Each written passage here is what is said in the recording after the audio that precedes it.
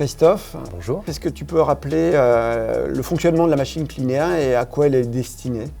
Alors Clinea, cette machine permet de produire un détergent et un désinfectant uniquement avec de l'eau et du sel par électrolyse. Le but étant de pouvoir nettoyer un bâtiment sans apport de chimie extérieure. Donc c'est extrêmement développement durable, pas d'empreinte carbone, pas de rejet, pas de COV, de composés organovolatiles.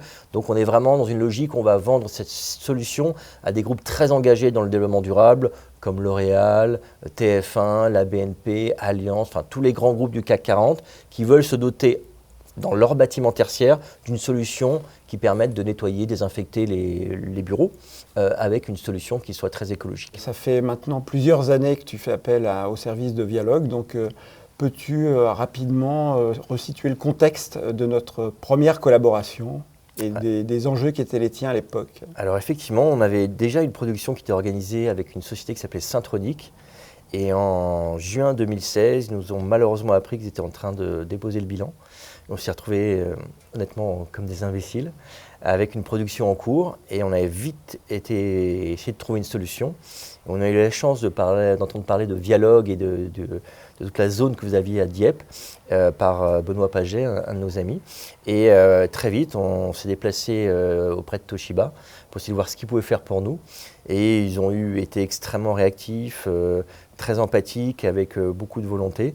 Et ils nous ont repris nos carcasses à moitié finies, repris toute l'activité de la production et on a bâti ensemble la possibilité de faire de nouvelles machines avec un nouveau modèle qui est sorti, qui s'appelle la V7, qu'on a fait donc en 2016. Et donc cette continuité de production t'a permis de continuer à développer commercialement ta société? Mais oui, parce qu'on avait de l'argent qui était mobilisé dans ces machines, il fallait absolument les finir, nos clients les attendaient et c'était extrêmement important de pouvoir assurer nos livraisons. Et heureusement, Toshiba a été extrêmement réactif et a pu très très vite mettre en place cette production.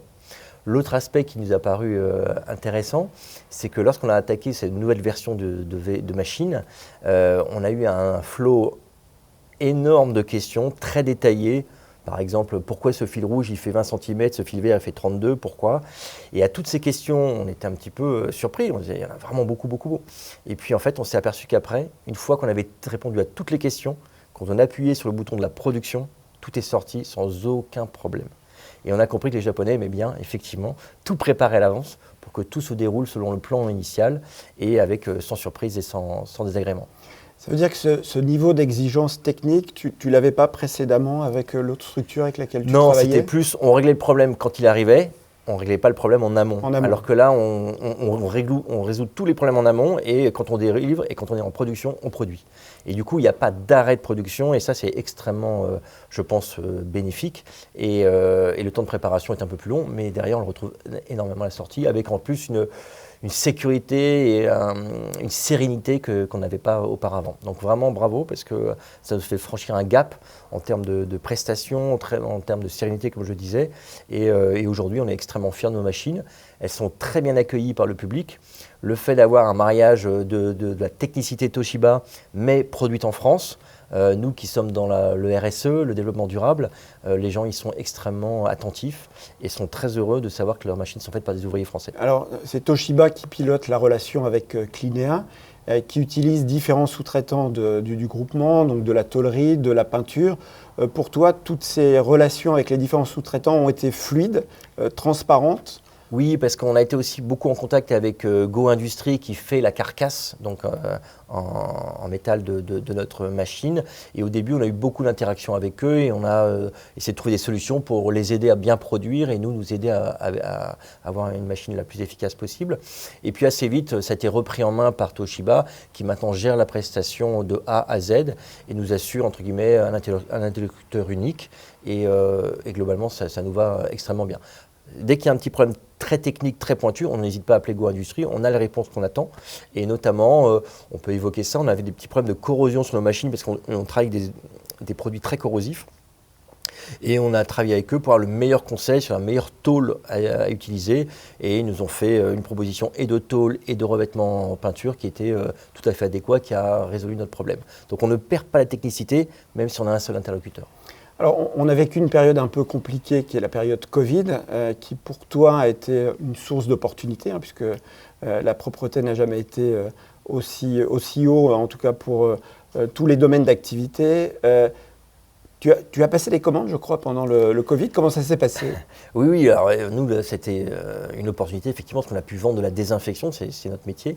Et on a quand même continué notre activité. Alors il se trouve que nous, on lance des séries de 30 machines, donc ça nous fait à peu près une année d'activité.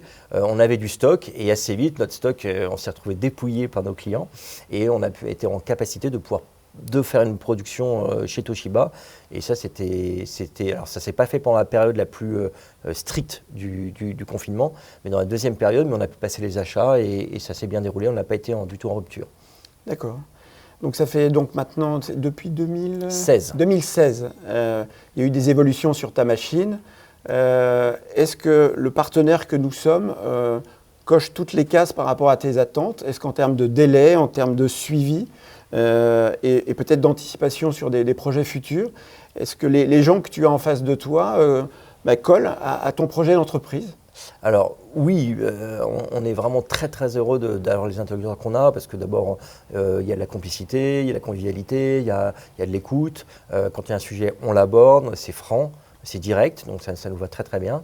On a eu des petits sujets, effectivement, pendant un peu de Covid, de délais un peu longs, parce qu'on a eu des problèmes de pièces, ça a été très compliqué pour beaucoup de gens. Néanmoins, on a réussi à tenir des délais qui avaient été mis en place, avec à chaque fois des ajustements, des changements de pièces qu'on autorisait ou pas. Et donc ça s'est plutôt très bien suivi.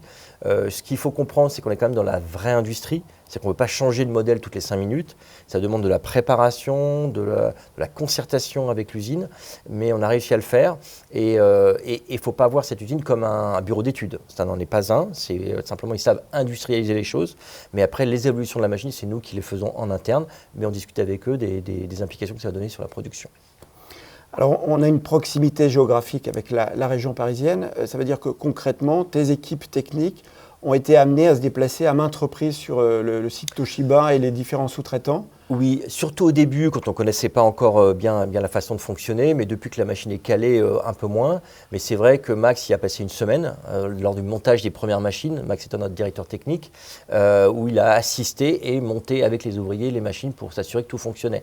Maintenant que ce process-là est abouti, on est plutôt sur une relation, on y va une fois par an, et ça suffit amplement. Après, on échange beaucoup au téléphone, on a été notamment beaucoup aiguillé et challengé sur les normes, la certification, le ROS, qui est des phénomènes assez compliqués à gérer. Et là-dessus, l'aide de Toshiba nous a vraiment beaucoup aidé. Et est-ce que la fabrication France a été un atout dans la commercialisation de tes produits? Ouais, complètement. On ne peut pas être RSE et faire fabriquer ça à l'autre bout du monde. Donc nous, notre point d'accroche commercial, c'est de dire on produit la solution désinfectante au plus proche du consommateur. Mais évidemment, on produit aussi la machine le plus proche possible. Donc le fait qu'elle soit faite à 250 km ou 220 km de Paris et de la majorité de nos clients, c'est une aide fondamentale. Et très honnêtement, moi qui reçois le crédit impôt recherche, donc qui reçoit des subsides de l'État pour m'aider à faire de la recherche, je trouve ça tout à fait cohérent de faire vivre et de faire fonctionner le tissu industriel français. Donc j'y vois de la cohérence et ça fait partie de notre éthique. Et est-ce que tu as eu l'occasion de mettre en lumière ces services auprès de d'autres entreprises qui avaient comme toi des machines à produire Alors oui, on l'a fait avec différentes... on rencontre beaucoup de gens en tant que start-up, on est mélangé dans un écosystème et à chaque fois, je promeus ou j'essaie de promouvoir Vialog et ce qu'ils nous ont apporté. Bon, après, avec succès ou pas, ça c'est la vie des entreprises, mais globalement, c'est toujours... faire fabriquer quelque chose est toujours compliqué. C'est un vrai sujet. Il ne faut pas l'aborder de manière empirique, ça demande une vraie expertise. Et nous ne l'avions pas, on a essayé, mais nous ne l'avions pas. On l'a confié à Toshiba et on a vraiment bien fait. Et aujourd'hui, c'est le conseil que je donne à de jeunes industriels, c'est surtout, n'essayez pas de faire tous les métiers. Concentrez-vous sur votre savoir-faire et votre expertise et concédez la fabrication tout en gardant la propriété intellectuelle à des usines qui savent faire. Parce qu'il faut savoir que s'il manque un boulon, la machine ne se fait pas. Et il manque toujours un boulon. Eh bien, merci Jean-Christophe. Je t'en prie.